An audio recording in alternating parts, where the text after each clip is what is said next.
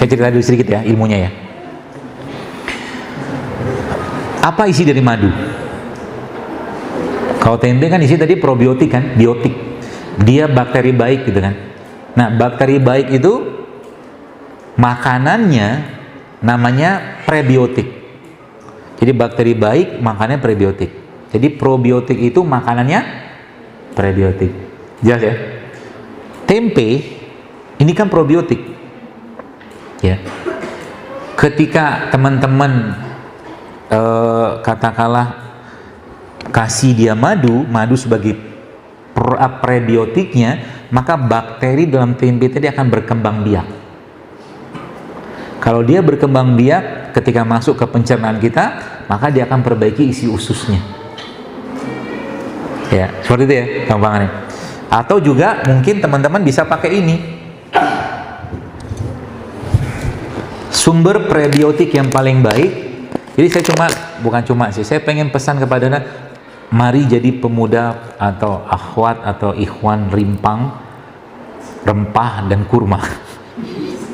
Ya, jadi tiap hari itu Anda mengkonsumsi makanan-makanan.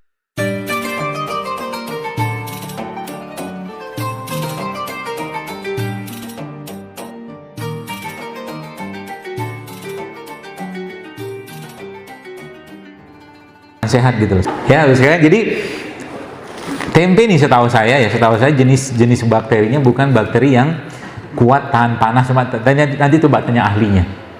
Ya.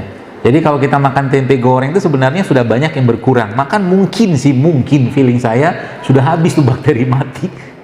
Sedangkan dia kan probiotik gitu kan, bakteri kan gitu. Jadi semakin banyak probiotiknya, semakin banyak prebiotiknya yang masuk ke badan kita, nih saya kasih solusinya aja. Akan semakin sehat banget. Itu sebabnya dalam hari-hari teman-teman sekalian, saya pesan aja 4 hal ini yang Anda coba masukin dalam list makanan. Ya. Yang pertama apa? Madu. Ya. Madu yang bagus, madu yang asli itu mana? Jawaban saya madu yang jelas sanatnya, madu yang jelas perawinya, madu yang jelas matannya. Yang belajar hadis paham. Yang nggak paham diam aja. Madu jelas sanatnya, ngambil dari mana, rawinya siapa yang mengambilnya, matannya bagaimana kandungannya, itu loh. Ya. Yang pertama madu, yang kedua apa? Jangan lepas ini. Kurma. Ya, tidak hanya Ramadan, daripada Anda beli gorengan tiap hari, lebih Anda makan kurma. Jelas jauh lebih berkualitas. Ya, jadi seperti itu. Yang ketiga apa? Yang ketiga ya. Rempah. Apapun bentuknya, ya. Rempah itu contohnya apa sih?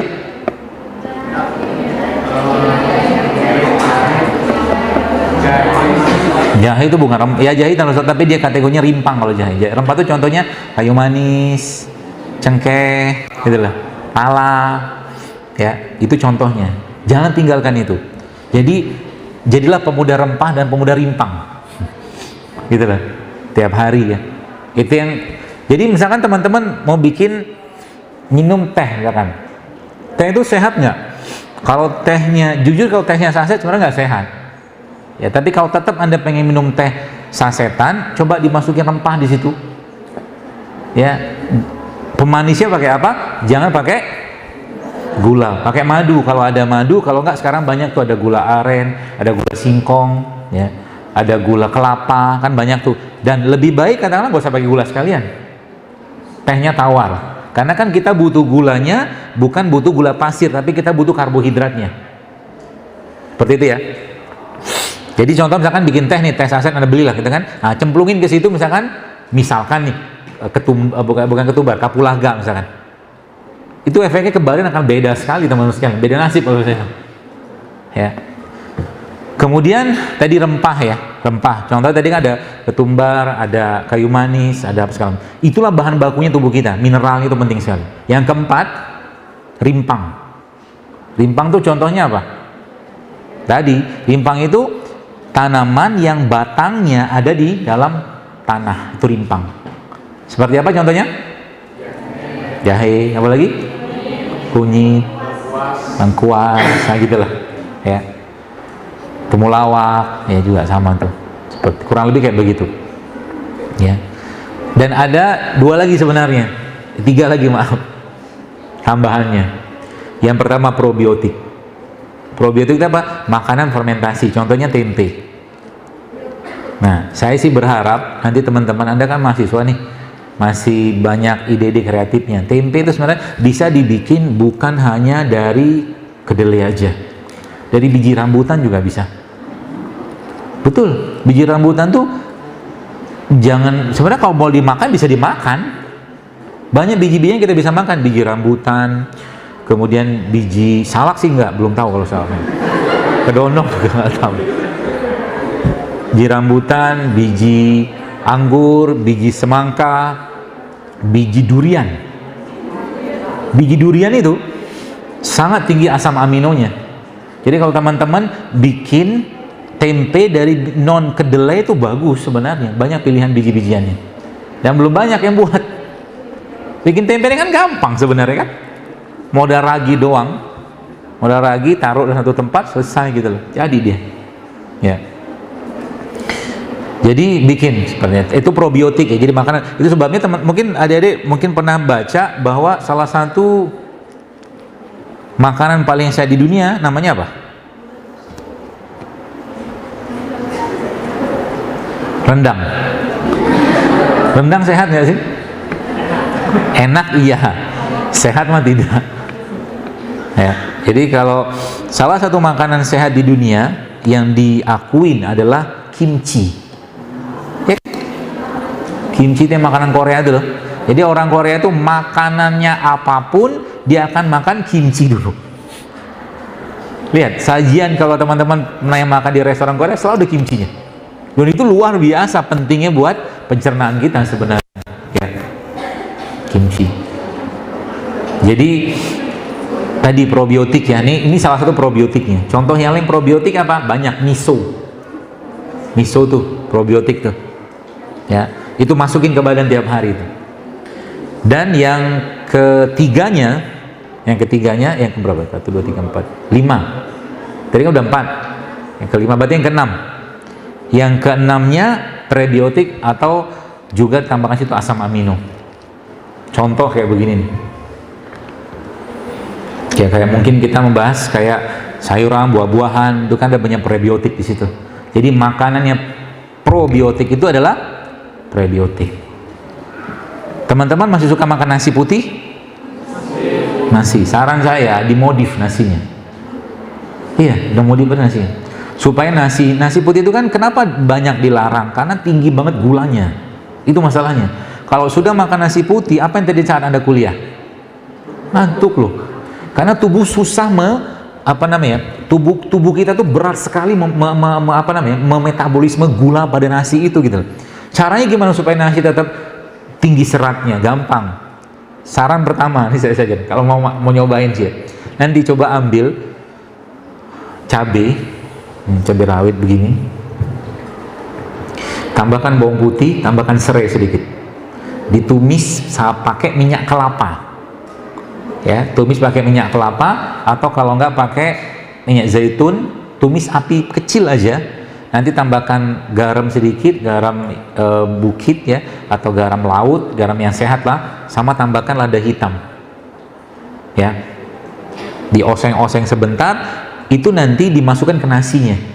Tapi ini bukan nasi goreng sih ya, kebayang ya. Jadi bukan nasi goreng, tapi ini dalam rangka ngasih serat dan mineral penting ke nasinya tadi, sehingga nanti nasinya tidak terlalu berat untuk dicerna badan kita. Kebayang ya? Itu yang pertama. Atau yang kedua, Anda bisa pakai pola ini. Nanti bikin sambal. Sambal apa isinya? Iya, ada cobekan tapi nggak tahu buat apa. Isi sambalnya nanti cabai rawit,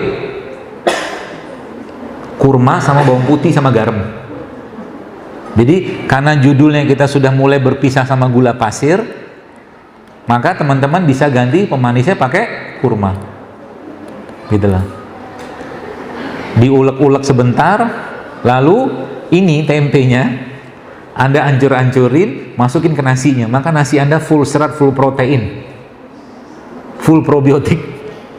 Kebayang ya?